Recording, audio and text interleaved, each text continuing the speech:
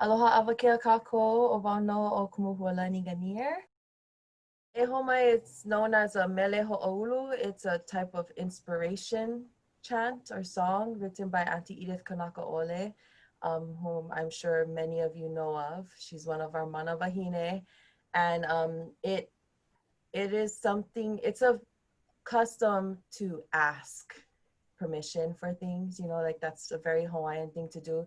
So before you start things, to set your mindset or like your intention and your purpose for whatever you're going to begin, e homai is a perfect way to do that because it asks for knowledge that's granted unto you from things that you don't know about, you know, things that you don't know it's going to happen, and things that you need to know.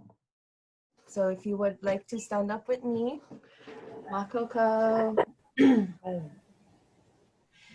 E ho mai ka ike mai luna mai e o na mea huna no eo o na mele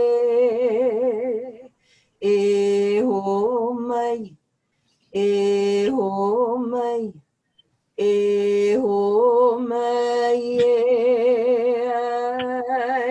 ho mai ka ike mai luna mai e o na mea huna no e o na mele e ho mai e ho mai e ho mai e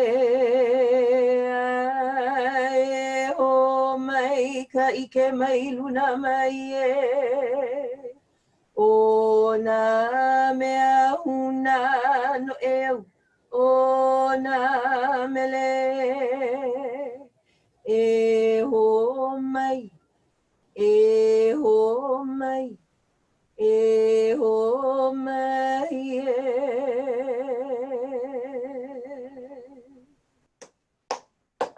Wow.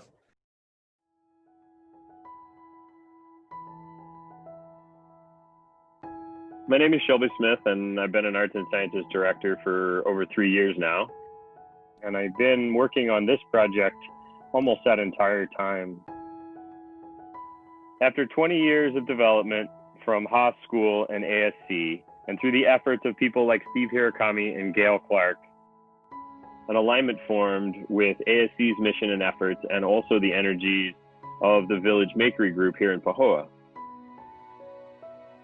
As we've had conversations over the last number of years with all the kinds of different constituents in the community, a number of things have bubbled to the forefront on maybe 3 levels.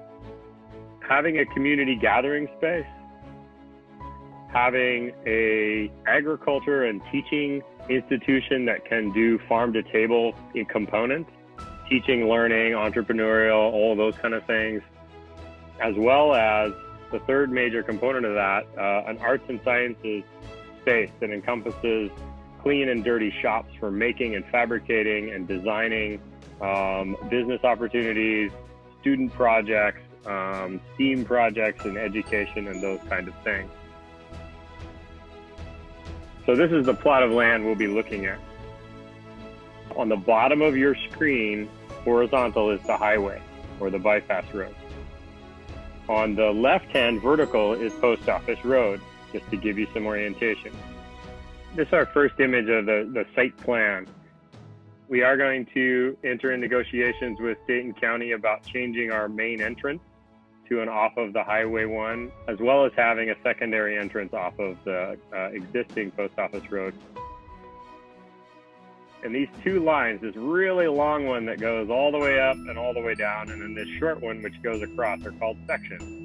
And they'll help us see the terrain of how the natural topography is being taken into consideration for this property. So this is the short one that goes across the property horizontally here. And it starts up here along the side with the walking path, which encompasses the property and goes through some terraced gardening before it gets into the building structures and classrooms. And then outdoor terraced garden spaces, and winds itself down to an artery. You can see the large bridge form in the background as a silhouette that the cars would go under, as well as pedestrian traffic. This is our bridge, our gateway structure. It has classroom spaces, as well as music labs for practices and rehearsals, and a recording and editing lab for digital media production. And all of those are available for community use. This is the opposite side of that bridge. So as you would drive under, like this car just has, traffic would come in and distribute to one side of for the Arts and Sciences Center, and then to the other side, accessing the Haas School campus. This is the terraced space on the opposite side of the entry road that could be used as a ADA access point to the upper level, where the STEAM and ag buildings unite with it as a pedestrian walkway. And then this all runs up underneath this large pavilion wing over here as an outside performance space. So this could be used for music, presentations, performances when it is raining. Beautifully designed, fun space. The second building we're going to take a look at closer here is our Arts and Sciences and Makery facility. That has all kinds of shops and facilities for creating fabrication labs, potentially metal fabrication, as well as CNC and milling machines, plastic formers, those kind of things, as well as traditional arts, everything from ceramics to painting and drawing. So each of these buildings is designed with these pod forms so that they have large outdoor teaching spaces right next to potentially enclosed teaching spaces. So you can do some clean room digital work, and then you can also have spaces for more mess making activities outside. It's just really exciting to see the potential of flex spaces, basically, that are convertible to multiple functions and multiple needs of the community. The middle component, which is the beginning of this large structure that kind of looks like a sideways T, is our farm-to-table agriculture wing. And it encompasses classrooms, science labs, learning spaces, computer and tech crossover facilities, as well as multi-dimensional meeting and exhibition spaces. See here in the 3D rendering, there are labs and garden spaces. In the center, we have one of the classroom labs and then another one back in the background. Looking back now from the Arts and Sciences or Makery building towards the Ag building, kind of give you an idea of some of those integrated outdoor play spaces and activity spaces that could be achieved with this design. This is the entryway to the large pavilion, which also has its own separate kitchen. And then behind in this image from where you're viewing, there's actually our second certified kitchen, which will allow for multiple food use facilities so that we can really push the farm to table community development of agriculture. The long arm to the other side of the T is a larger exhibition hall, which has a higher occupancy and can hold a lot more of the community. We do have locker rooms built into this facility, both for use with the community members as well as for those people on campus who are active throughout the day. This is a fully movable facility where the bleachers and seating can be rearranged for theater performances or larger gatherings or even college and career fairs.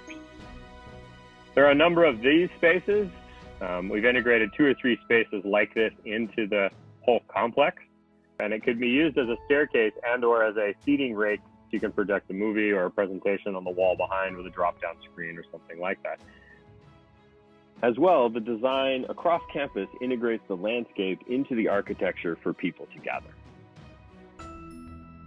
Again, there's a large circular walking path, which we think we're shooting for about a mile loop total. So we have a good dimension for activity and physical activity spaces on campus, as well as a lot of covered walkway spaces to keep us out of our Puna weather from time to time. We want this to be a premier educational and agricultural facility for the community's youth. We want it to facilitate all the things that people can imagine. We want to create a space large enough for our community to be able to gather, to have space, and be able to create on a multi-dimensional level. To be able to converse and learn and grow.